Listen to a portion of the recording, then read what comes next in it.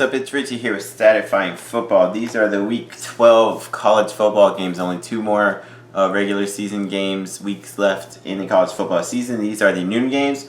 1AA Charleston Southern taking on No. 1 Georgia. Georgia, they look good against Tennessee. They won 41-17. Stetson Bennett, 213 passing, a touchdown, plus 40 rushing yards and a touchdown. James Cook, 104 and 2 touchdowns. Defensively, they had 6 sacks with Channing Tindall getting 3 of them. Nakobe Dean had 11 tackles, a sack, 2 tackles for loss, and a pass defense. This is pretty much just a warm-up game. They'll have no trouble with Charleston Southern. Michigan State and Ohio State. This is a huge game in the Big Ten and nationally, both in the top 7.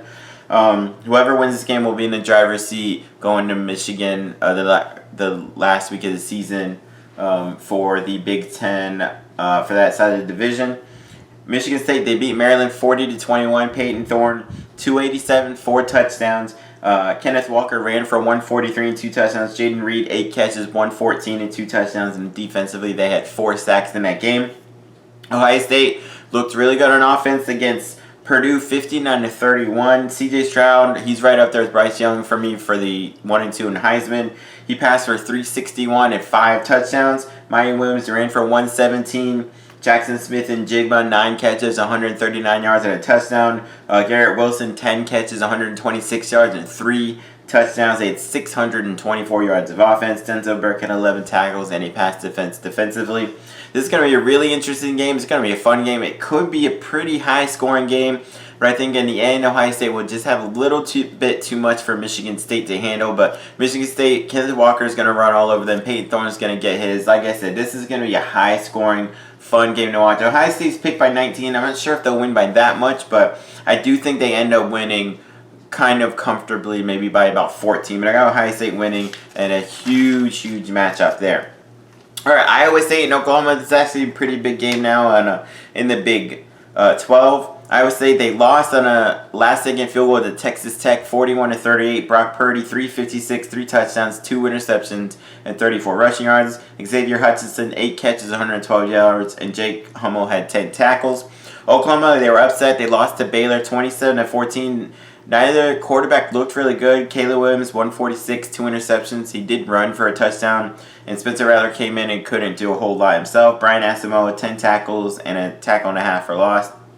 I do think Oklahoma should be able to bounce back in this game. This will be a close game. Oklahoma is favored by 4. That sounds about right. I think both offenses should be able to get going.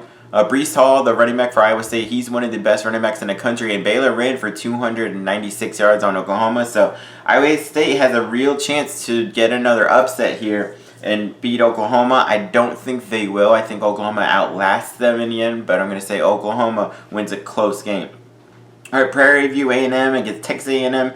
Texas A&M lost to Ole Miss 29-19. Calzada not very good, 237 through 2 interceptions. David A. Chain ran for 110 and 2 touchdowns. They had a lot of defensive players get a lot of stats there. Damani Richardson, 13 tackles, 2 tackles for loss. Edgerrin Cooper, 11 tackles, 2 tackles for loss. Antonio Johnson, 11 tackles, 2.5 tackles for loss and a pass defense. And Leon O'Neal had 10 tackles. This is another warm-up game. You won't have any trouble with Prairie View A&M. Wake Forest and Clemson, huge for the ACC. If Wake Forest wins, I believe they will clinch their side of the division. Wake Forest, they beat NC State in a fun game, 45-42. Sam Hartman, he was off. He passed for 290 and 3 touchdowns, but he had 3 interceptions. He missed a lot. He was below 50% completion percent, and when he was getting it to receivers, they were dropping passes.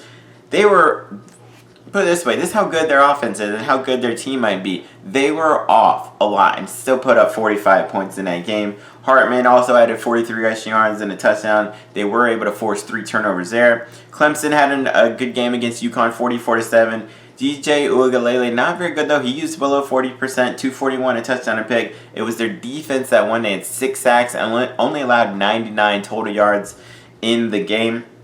This is kind of standard. Wake Forest, one of the best offenses in the country. Clemson, one of the best defenses in the country. Wake Forest defense is kind of subpar, but Clemson offense has not looked good at all this year. every game this season so far, Wake Forest has scored at least 35 points in all of them. I'm not sure they'll get to 35, but I do think they still will win, even if they only score like 27.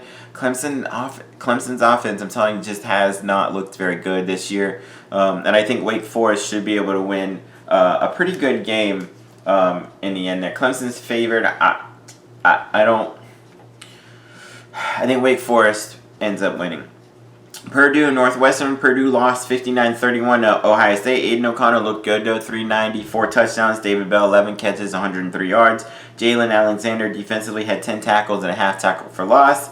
Northwestern, they lost to Wisconsin 35-7. They could not do anything offensively. Andrew Marty, 100-yard passing, 3 interceptions. Ryan Helinski came in 3 of 8, 25 yards. He threw an interception. They turned over 4 times. They forced 3 turnovers, and their only touchdown was a fumble return for a touchdown. I think Purdue's got too much offense for them. They're not going to be able to keep up. I think Purdue wins that game. New Mexico State and Kentucky. New Mexico State, they lost to Alabama 59-3. Jonah Johnson, 129 passing yards. They only had 138 total yards. Their bright spot was defensively, but Chris Ojo, 13 tackles, 1 sack, and 3 tackles for loss. Kentucky looked pretty good against Vanderbilt, 34-17, kind of a home victory. Will Levis, 177, 2 touchdowns, plus 32 rushing yards. Chris Rodriguez ran for 114 and a touchdown. Defensively had 4 sacks and an interception return for a touchdown. This should be kind of another scrimmage game. Now, New Mexico State has a pretty good offense. Jonah Johnson, he can throw it all around, so maybe they keep it close for like a quarter, maybe.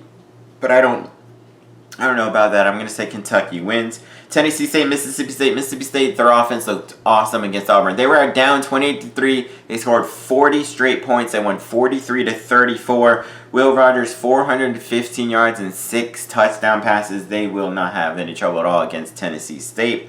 Florida Atlantic and Western Kentucky. This is big for the CUSA. See who gets to the CUSA title game. FAU, though, they did lose to Old Dominion 30-16.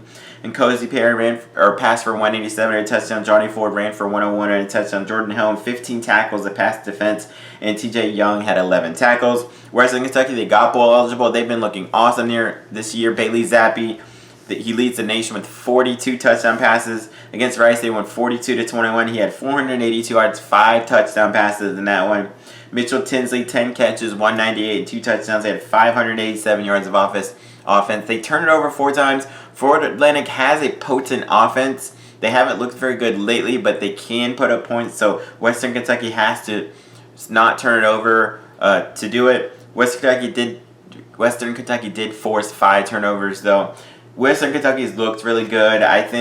This could be a high-scoring game, but I think Western Kentucky will win against Florida Atlantic. With Florida State and Boston College, FSU had a rivalry win against Miami, 31-28. Jordan Travis, 274 passing, and 62 rushing yards. They forced 3 turnovers. Jermaine Johnson had 3 sacks. Jarvis Brownlee had 10 tackles.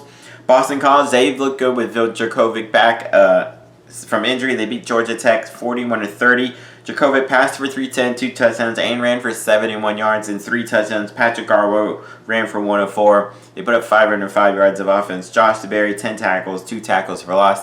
I do think this will be a pretty good close game. FSU looked decent on offense against Miami, but I'm going to go with Boston College. They might be able to force some turnovers themselves, get that running game going between Garwo and Djokovic, and get a very close win. BC's favorite of 2, that sounds about right. I'm going to go Boston College. All right, Wofford and North Carolina. North Carolina did what they could against Pitt. They lost in overtime 30-23. Sam Howell passed for 296, 2 touchdowns, a pick, ran for 28 yards and a touchdown. Antoine Green, 3 catches, 108, 2 touchdowns. They had 12 penalties in that. Defensively had 4 sacks with Jeremiah Gemmel going 10 tackles, a sack, attack for less than a pass defense. Wofford normally has a tricky triple option game. They're a 1-8 team, so they may keep it close just with the offense, but North Carolina should be able to come out with the victory in the end.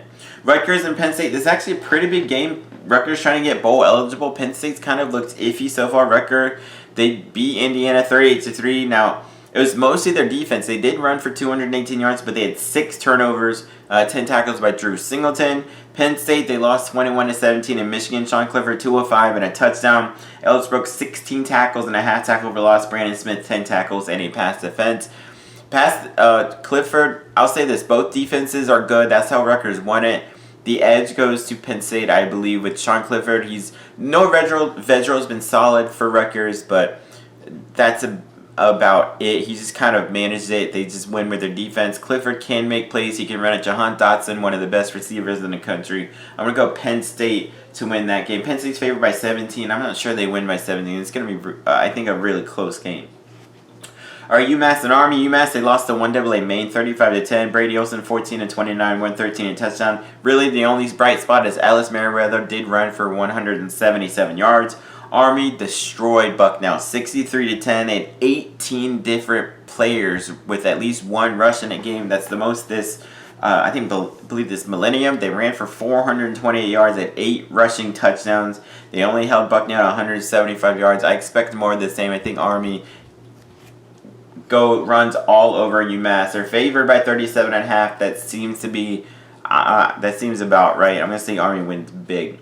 Texas and West Virginia. Texas lost to Kansas 57-56 in overtime. Casey Thompson 358, 6 touchdown passes. Xavier Worthy 14 catches, 152 yards and 3 touchdowns. Marcus Washington 5 catches, 100 yards, 2 touchdowns. They had 574 yards of offense. Turnover 4 times and could not force one. And that was pretty much the difference in that 1-point loss.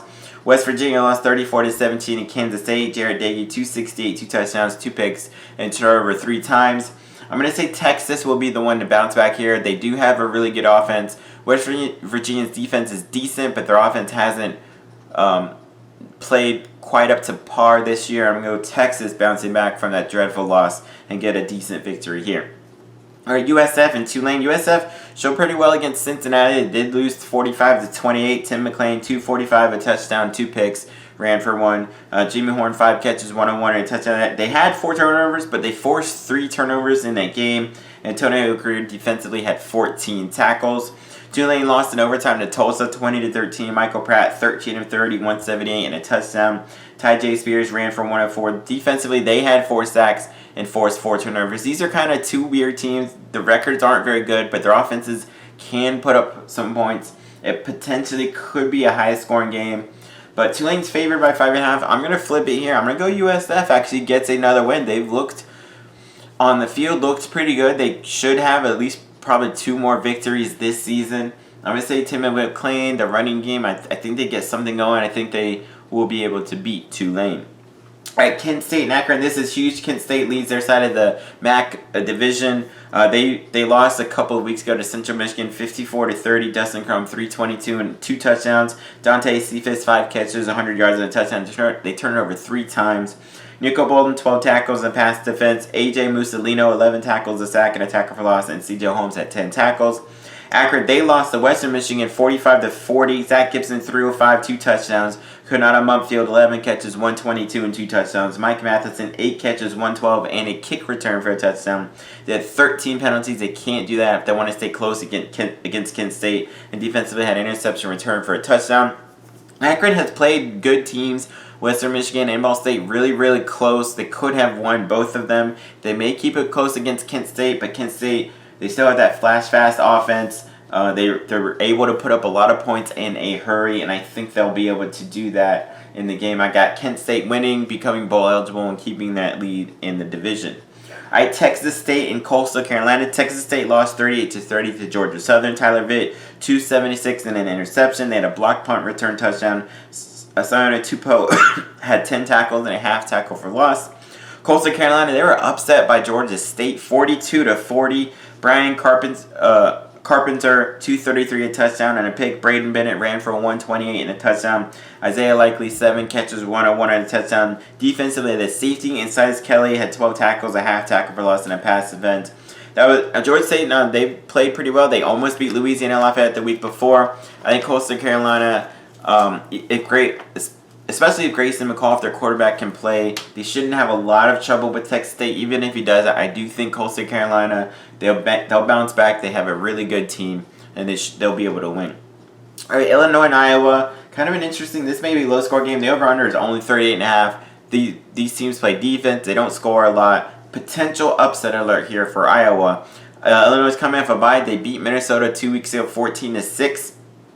Brandon Peters passed only for 80 yards and a touchdown. Chase Brown ran for 147. Their defense had 6 sacks in the game. Iowa, they played Minnesota this past weekend and got by them 27-22. Alex Padilla, he was only 11 of 24 for 206 yards and 2 touchdowns. Charlie Jones, 2 catches, 1 was 6 and a touchdown. Jack Campbell had 17 tackles. Matt Hankins had 10 tackles and 2 passes defense. And Zach Van Valkenburg had 10 tackles, a sack, and 3 tackles for loss. Again, Iowa, I'm putting them on upset alert. Illinois, they know how to at least run the ball. They play decent defense. They may play keep away from Iowa. This is going to be a low-scoring game. It's going to be a slow game, or I guess a fast game, but not a lot of points. One turnover may be the difference in this game. I'll say Iowa will win, but they are on huge upset alert in this one. All right, Arkansas State and Georgia State. Arkansas State won their second game of the year. They beat ULM 27-24. Lane Hatcher passed for 444 yards, 2 touchdowns, 2 interceptions. Corey Rutgers, 7 catches, 103. They had 538 yards of offense and 6 sacks defensively.